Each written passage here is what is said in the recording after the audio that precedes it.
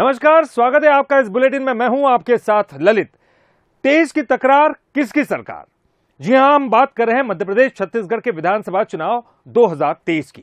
तो इस बेहद खास चुनावी कार्यक्रम में आपको मध्य प्रदेश और छत्तीसगढ़ सियासत का हर वो पहलू नजर आएगा जो आपको जानना बेहद जरूरी है, क्योंकि आप ही तो कहते हैं चुनाव का मतलब बंसल न्यूज। आइए शुरू करते हैं। तेज की तकरार किसकी सरकार?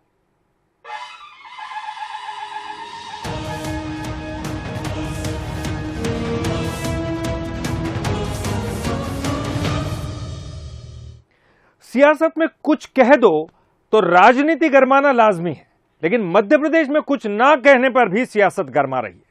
तो क्या है ये पूरा मसला? आइए इस रिपोर्ट में जानते हैं। दिल्ली से लेके भोपाल तक और भोपाल से लेके गांव की चौपाल तक एक कांग्रेसी ने निंदा नहीं की। एक मानव को मानवों द्वारा कुत्ता बना दिया गया, भौंकने को कहा गया, मांस खाने को कहा गया, धर्मांतरण को कहा गया। एक शब्द निंदा का नहीं आया गांव की चौपाल से भोपाल तक। कांग्रेस कुछ बोलती क्यों नहीं है? ये सवाल भारतीय जनता पार्टी के दिग्गज कांग्रेस के नेताओं से पूछ रहे हैं। मामला धर्मांतरण से जुड़ा हो या फिर लव जिहाद का, कांग्रेस इन मुद्दों को लेकर मुखर नहीं है। दरअसल हालिया मामला भोपाल के टीला जमालपुरा का है, जहां एक हिंदू युवक के गले में कुत्ते का पट्टा डालकर घुमाने का वीडियो सामने आया। मामला धर्मांतरण का था, लिहाजा शिवराज सरकार ने एक्शन लेते हुए बुलडोजर और एनएसए के तहत कार्रवाई की। सीएम शिवराज, गृह मंत्री नरोत्तम मिश्रा और प्रदेश अध्यक्ष वीडी शर्मा, तीनों नेताओं ने कांग्रेस पर सवाल दागते हुए कहा कि कांग्रेस सिर्फ तुष्टीकरण की राजनीति करती है। कांग्रेस तो हमेशा गुंडों के साथ, बदमाशों के साथ और ऐसे लोगों के साथ ही है जो गड़बड़े करते हैं। एक शब्द निंदा का नहीं आया गांव की चौपाल से भोपाल तक। वैसे छोटी छोटी घटनाओं पे दिग्विजय सिंह का ट्वीट आता था, चचा जान का, उत्तराखंड से लेके विदेश तक, इस पे एक शब्द नहीं आया। कमलनाथ और दिग्विजय सिंह जी क्या उस घटना का समर्थन करते हैं? जिस प्रकार से उस धर्मांतरण करने के लिए उसको दबाव डाला गया, गुंडीजिम किया गया, बेल्ट बांध करके उससे कुत्ता भौंकने के लिए कहा गया। ये भारतीय जनता पार्टी की सरकार है। यहाँ पर तुष्टीकरण नहीं चलेगा, यहाँ तोड़ीकरण चलेगा, ठिकाने लगा देंगे। घटना भोपाल की है तो जाहिर है प्रदेश की सियासत के केंद्र में ही गरमाई। बीजेपी के दिग्गजों के बयान के बाद कांग्रेस का भी पलटवार आया। कांग्रेस ने भी अपना पक्ष रखते हुए उल्टे बीजेपी पर ही आरोप मढ़ दिए। महाकाल के अंदर ऋषियों की मूर्ति 30 किलोमीटर की धार में टूट गई, 30 किलोमीटर की हवा में। तब नरोत्तम मिश्रा जी शांत थे। नरोत्तम मिश्रा जी से मेरा कहना है कि आपका वो टीका बहुत अच्छा लगता है, उस टीके का स्वागत कीजिए और सम्मान कीजिए। ये सांप्रदायिकता की राजनीति का जो आप बढ़ावा देते हैं, ये बंद कीजिए, क्योंकि आप जिस टीके को लगा के हर 24 घंटे के अंदर सामने आते हैं, उस टीके का सम्मान सबको करना चाहिए और हम सबकी ये जिम्मेदारी बनती है। जाहिर है कि सियासत को तो बस मुद्दों की आग चाहिए, वो भड़क ही उठती है। लेकिन चुनाव के करीब आते ही ऐसे मुद्दों पर कांग्रेस का स्टैंड न लेना बीजेपी को बड़ा मौका दे रहा है, जिसे भुनाने में बीजेपी देर नहीं करेगी। तो इधर ऐसे मुद्दों पर कांग्रेस का असमंजस हमेशा की तरह नजर आ रहा है। Bureau report, Bansal news. इस समय कांग्रेस और बीजेपी चुनावी जोर लगाने में जुटी हुई है और बीजेपी जहां घर घर जाकर संबंध बना रही है, तो वहीं कांग्रेस अपनी जीत को पक्की करने के लिए सियासी कस्में खिला रही है। लेकिन जनता और कार्यकर्ताओं के बीच विश्वास बैठाना दोनों ही पार्टियों के लिए एक बड़ी चुनौती है। चुनावी शोर, पार्टियों ने लगाया जोर। घर घर जाकर बीजेपी बना रही संबंध। कांग्रेस में कार्यकर्ता ले रहे सियासी सौगंध। हम माननीय कमलनाथ जी को मध्य प्रदेश का मुख्यमंत्री बनाएंगे। ये तस्वीर कांग्रेस के प्रदेश मुख्यालय की है, जहां एक एक सीट को लेकर जोर आजमाइश की जा रही है। बगावत, मनमुटाव और अंतर्कलह की गुंजाइशों को खत्म करने की कवायद की जा रही है और इसके लिए एक एक कार्यकर्ता को शपथ दिलाई जा रही है। इस बार ये पूरी कोशिश डिंडोरी से विधायक ओमकार मरकाम को फिर से विधायक बनाने के लिए की जा रही है। हम माननीय कमलनाथ जी को कमलनाथ जी को मध्य प्रदेश का मुख्यमंत्री बनाएंगे। मरकाम समेत डिंडोरी के कार्यकर्ताओं को शपथ दिलाई गई और कमलनाथ को फिर से मुख्यमंत्री बनाने का संकल्प लिया। माननीय कमलनाथ जी को मुख्यमंत्री बनाने की शपथ लिए हैं और मध्य प्रदेश की जनता के विकास के लिए कमलनाथ जी के हाथ को मजबूत करने की संकल्प लिए हैं। ये संकल्प आज हमारे कार्यकर्ता प्रदेश कार्यालय में लिए हैं और गांव में पोलिंग बूथ में जाकर के माननीय कमलनाथ जी को मुख्यमंत्री बनाने के लिए समर्पित भाव से काम करेंगे। इस समय पूरे प्रदेश में कांग्रेस विधायकों में और कांग्रेस जनों में इस बात का उत्साह है कि आने वाले समय में 2023 में कांग्रेस पार्टी की विजय होगी और प्रदेश के मुख्यमंत्री श्री कमलनाथ जी बनेंगे। कांग्रेस बंद कमरों में चार दीवारी के बीच कवायद करने में जुटी है, तो बीजेपी घर घर दस्तक देकर लोगों के दिलों तक पहुंचने की कोशिश में जुटी है। पीएम मोदी के 9 साल पूरे होने पर महाजनसंपर्क अभियान चला रही है।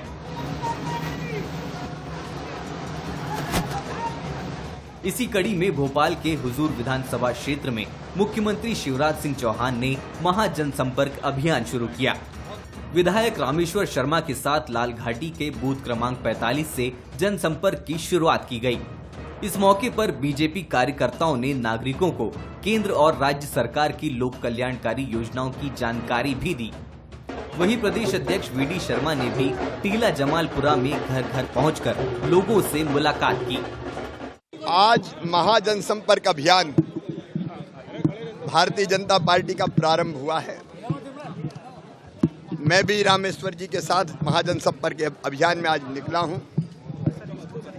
मोदी जी की सरकार के, मोदी जी के 9 साल बेमिसाल है। 9 साल में देश बदला है, जनता की जिंदगी बदली है। उन्होंने जो काम किए उनको जनता के घर घर पहुंच के हम महाजनसंपर्क अभियान के माध्यम से बता रहे हैं और जनता का आशीर्वाद ले रहे हैं। बात चाहे सियासी वादों और कस्मों की हो या फिर घर घर पहुंचकर अटूट रिश्ता कायम करने की कोशिश, मकसद दोबारा सत्ता हासिल करना ही है। चाहे इसके लिए सौगंध खानी पड़े या फिर घर घर तक जाना पड़े, जो भी हो कोशिशें जारी है और कामयाब कौन होगा इसका जवाब तो समय ही देगा। Bureau report, Bansal news. आम आदमी पार्टी ग्वालियर चंबल संभाग से अपना चुनावी शंखनाद करने की तैयारी में। खुद दिल्ली के सीएम केजरीवाल भी 25 जून ग्वालियर पहुंचने वाले थे, लेकिन उनके दौरे के टल जाने के बाद सियासत गर्मा गई है। आम आदमी पार्टी ने इससे बीजेपी पर ही आरोप लगा दिया है, तो वहीं बीजेपी का यह कहना है कि आम आदमी पार्टी अपनी जमीन तलाशने के लिए कुछ भी बयान दे रही है। तो क्या ये पूरा मामला, इस रिपोर्ट के जरिए आपको समझाते हैं। 2011 के अन्ना हजारे आंदोलन से निकली आम आदमी पार्टी दिल्ली और पंजाब जीतने के बाद अब मध्य प्रदेश पर नजरें गड़ाए हुए है। आम आदमी पार्टी ने एमपी की सभी 230 सीटों पर अपने उम्मीदवार उतारने की घोषणा भी कर दी है। ऐसे में आप ग्वालियर चंबल संभाग से 2023 विधानसभा चुनाव का आगाज करने जा रही है।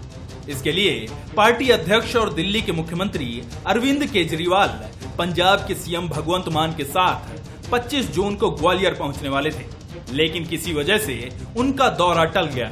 आम आदमी पार्टी इस दौरे के टल जाने के लिए भी बीजेपी को जिम्मेदार ठहरा रही है। आपका कहना है कि बीजेपी केजरीवाल के दौरे से डर गई है।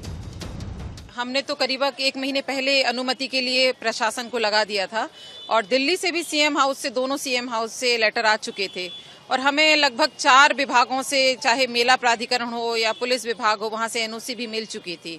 और अचानक से करीब मतलब अभी 4-5 दिन पहले कलेक्टर महोदय से जब बात हुई, चूंकि फाइनल अथॉरिटी वही है, तो उन्होंने बोला कि 24 तारीख को सीएम जो शिवराज सिंह चौहान जी हैं, उनका जो प्रस्तावित कार्यक्रम है उसकी वजह से हमारा जो जगह है हम नहीं हो सकती 25 तारीख को। तो यही कहेंगे कि बीजेपी डरी हुई है और इस बात का डर उनका दिखाई दे रहा है कि किस प्रकार से श्री केजरीवाल जी को आने से वो मध्य प्रदेश में रोकना चाहते हैं। आम आदमी पार्टी पंजाब में मिली जीत से उत्साहित है और तो और पार्टी को हाल ही में राष्ट्रीय पार्टी का दर्जा भी मिल गया है। ऐसे में आपकी आमद एक बड़ी चुनौती बन सकती है, लेकिन बीजेपी इससे इत्तेफाक नहीं रखती। वहीं आम आदमी पार्टी के आरोपों पर ऊर्जा मंत्री प्रद्युम्न सिंह तोमर का कहना है कि सीएम शिवराज का 24 जून का दौरा पहले से निर्धारित था। ऐसे में आम आदमी पार्टी का आरोप बिल्कुल निराधार है। 24 तारीख को माननीय मुख्यमंत्री जी का कार्यक्रम पहले से तय था। 1000 बिस्तर के अस्पताल का लोकार्पण करना था, बाड़े के म्यूजियम का लोकार्पण करना था, पहले से निश्चित कार्यक्रम था और उनकी एक विशाल जनसभा भी पहले से ही प्रस्तावित थी। हमने तो उनकी सभा को 25 तारीख को रोका नहीं। वो इसलिए डर गए कि 24 तारीख को जो सभा होने वाली है, ऐतिहासिक सभा होने वाली है, उसका उस सभा से तोड़ नहीं होगा। तो नाच ना आवे, आंगन टेढ़ा, आरोप लगाओ, प्रत्यारोप लगाओ और राजनीति करो। ये काम कर रही है आप पार्टी। आपकी एंट्री को कांग्रेस और बीजेपी दोनों ही चुनौती मानने से इनकार करते हैं, लेकिन जिस तरह से उसने दिल्ली और पंजाब में अपने कदम जमाए हैं, मध्य प्रदेश में उसकी मौजूदगी 2023 विधानसभा चुनाव को रोमांचक जरूर बनाएगी। लेकिन एमपी की सत्ता किसके हाथ लगेगी, ये तो चुनावी नतीजे ही तय करेंगे। उमेश परासर, बंसल न्यूज, ग्वालियर। छत्तीसगढ़ के मुंगेली से उठा एक मामला पूरे सूबे में अफसरशाही और सत्ता पर सवाल खड़े कर रहा है। तो चुनाव से पहले बीजेपी कांग्रेस को भी सियासत गरमाने का मौका दे रहा है। तो क्या है ये पूरा मामला, इस रिपोर्ट में दिखाते हैं। छत्तीसगढ़ में अफसरशाही किस तरह हावी है, इसका हालिया मामला मुंगेली से सामने आया है, जहां डीएफओ साहिबा समा फारूकी ने रेंजर से अंडा, चिकन और मटन के नाम पर, कभी बच्चों के खिलौनों के नाम पर 90,000 रुपए का सामान बुलवाया, तो वहीं मालिश के नाम पर रेंजर को करीब 12,000 रुपए का चूना लगाया। यह आरोप मुंगेली वन मंडल में ही पदस्थ रेंजर का है। डीएफओ साहिबा से फेंकूराम लस्करा इतना परेशान हो गया कि पुलिस से शिकायत करनी पड़ी, जिस पर डीएफओ ने भी अपनी सफाई पेश की है। मालिश करने के लिए एक लड़की रखी थी जिसका नाम चंद्र कुमारी पात्रे है, वो उसको भी 12,000 दे चुको। इस तरह का मेरा 90,000 रुपये खा चुकी है मैडम। उसको मांगने गया, अब मेरी मात्र सर्विस 10-15 दिन बची है, तो तुमको सही से अब रिटायर होना है कि नहीं तो मैं वन मंडल बोल के सस्पेंड करा दूंगा। नहीं जानते क्या, मेरे वन मंडल का चाचा है। एवं एक अन्य शिकायत है उनके विरुद्ध आर्थिक अनियमितता की, जिसकी जांच एसडीओ लोरमी के द्वारा की जा रही है। संभवतः वो इसीलिए इस प्रकार के मिथ्या आरोप लगा रहे हैं ताकि ये जांच की प्रक्रिया अवरुद्ध हो जाए। सूरजपुर से मैडम पटवारी का लोगों से मारपीट और पखांजूर के डैम से लाखों लीटर पानी बहाने वाले फूड इंस्पेक्टर को लोग भूले भी नहीं थे, और अब अफसरशाही का ये नया मामला। जाहिर है कि मामला अफसरशाही से जुड़ा है, तो प्रदेश की सियासत भी मामले पर गरमाने लगी है। कांग्रेस बीजेपी ने एक दूसरे के कार्यकाल में भ्रष्टाचार और अफसरशाही पर तंज कस दिया। जब भ्रष्टाचार अपने चरम पर पहुंचता है, तब शराब, शबाब और कबाब की बातें सामने आती है। छत्तीसगढ़ में भूपेश बघेल की सरकार नित नए भ्रष्टाचार के कारनामों के साथ सामने आ रही है। लगातार आरोप लग रहे हैं, फिर प्रशासनिक अधिकारी डरेंगे कैसे? अभी तो ये पहला मामला सामने आया है जब डीएफओ ने अपने रेंजर से अंडा, मांस, मटन पता नहीं क्या क्या मंगवा लिया, और किस अधिकार से? आखिर रेंजर ये पैसे कहां से लाते हैं? आखिर रेंजर किस बात की किसको छूट देते हैं जो इनको पैसा देते हैं? ये खोज का मामला। भारतीय जनता पार्टी भूल गई कि उनके अधिकारी क्या करते थे। उनके अधिकारी बांध बेच देते थे। उनके अधिकारी डीएमएफ के पैसे से अपने बंगले में स्विमिंग पूल बनवा लेते थे। ये गलती थी ना कि सरकार के पैसे का दुरुपयोग किया गया। अब एक अधिकारी ने अपने अधीनस्थ अधिकारी से राशन मंगवाया, उसने उसका पेमेंट नहीं किया। अब इसमें सरकार कहाँ से दोषी हो गई? अब सरकार के ऊपर आरोप लगा रहे हैं। बात रमन सरकार की हो या मौजूदा कांग्रेस सरकार की, अफसरशाही को लेकर हर कार्यकाल में ये मुद्दे उठते हैं और महज सियासत गरमाने के काम आते हैं। लेकिन सवाल यही कि प्रदेश की जनता पर अफसरशाही कब तक भारी पड़ेगी। Bureau report, Bansal news. Chhattisgarh में विधानसभा चुनाव में अब महज कुछ महीनों का ही वक्त बचा और ऐसे में दोनों ही दल एक दूसरे पर बढ़त बनाने की हर संभव कोशिश में लगे हैं। सत्ता में काबिज कांग्रेस जहां कार्यकर्ताओं को मजबूत करने के लिए प्रशिक्षण शिविर लगा रही है, तो वहीं बीजेपी भी कांग्रेस को घेरने में जुटी हुई है। छत्तीसगढ़ में 2023 विधानसभा चुनाव का काउंटडाउन शुरू हो गया है। कांग्रेस जहां सभी 90 सीटों पर प्रशिक्षण शिविर के जरिए कार्यकर्ताओं को चुनावी मंत्र दे रही है, तो वहीं बीजेपी कांग्रेस के प्रशिक्षण शिविर को अराजकता, भ्रष्टाचार और लूट का प्रशिक्षण शिविर बता रही है। छत्तीसगढ़ के परिप्रेक्ष्य में अगर हम देखें तो छत्तीसगढ़ में अराजकता, नशे के व्यापार को संरक्षण, तबादला उद्योग, लूट करके छत्तीसगढ़ के संसाधनों को एटीएम बनाने का प्रशिक्षण कांग्रेस के नेताओं को उनके नेता देना चाहते हैं। बीजेपी कांग्रेस पर निशाना साधे और कांग्रेस का जवाब न आए, ऐसा कैसे हो सकता है?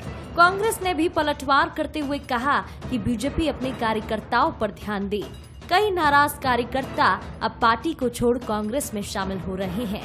भारतीय जनता पार्टी के जो कार्यकर्ता हैं वो भारतीय जनता पार्टी से नाराज हैं, क्योंकि आपने कुछ ही दिन पूर्व देखा कि भारतीय जनता पार्टी के एक बहुत बड़े जो एसटी वर्ग के नेता हैं नंद कुमार साय जी, जिन्हें राष्ट्रीय स्तर पर भी पहचान प्राप्त है, वो भाजपा छोड़ करके कांग्रेस में आए हैं और उन्होंने साफ ये आरोप लगाया भारतीय जनता पार्टी के शीर्ष नेतृत्व पर कि उन्होंने भारतीय जनता पार्टी के कार्यकर्ताओं और नेताओं की उपेक्षा की है, जो छत्तीसगढ़ में बर्दाश्त नहीं है। कांग्रेस और बीजेपी दोनों ही 23 के रण को जीतने का दम भर रही हैं। पदाधिकारी भी अपने अपने स्तर पर पूरी कोशिश में जुटे हैं, लेकिन इस चुनाव की बाजी कौन मारेगा, ये तो जनता जनार्दन और वक्त तय करेगा। बंसल न्यूज के लिए उमेश मौर्य की रिपोर्ट, बिलासपुर।